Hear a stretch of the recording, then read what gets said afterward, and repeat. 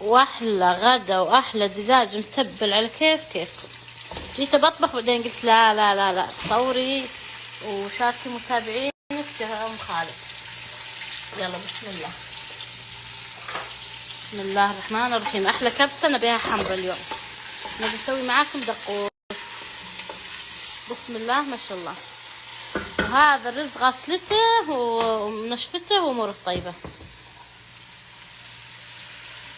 يا جماعه الحين بعد ما حطيت بهارات واللومي وبهارات الصحيحه والمويه الحاره، احلى صلصل.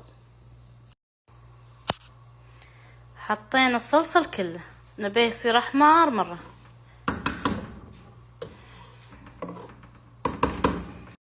شوف تبارك الله يا جماعه.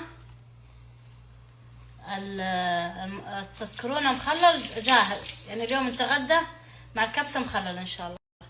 بس بما ان الدجاج حار احتمال اني بطلت اسوي دقوس. ونغطي عليه 10 دقايق ونشده ونسكره بالسفتي ونرجع لكم. والحين يا جماعه بعد ما حطيناهن على بالشباك عشان الشمس كذا تخللهن، الحين تبارك الله تخللن وجهزن. هلا خلين على الشباك؟ لا، لانه من خلين على الشباك اذا صارن باللون هذا خلين على الشباك تدرون شو يصير؟ يذوبن. فلا خلاص تخللن كذا امورهن طيبه. بحط غسلتهن من برا ونشفتهن وبحطهن بالثلاجه وسهمكم العافيه. واحلى لحظه يا جماعه. يم انزل كل الرز وارجع لكم.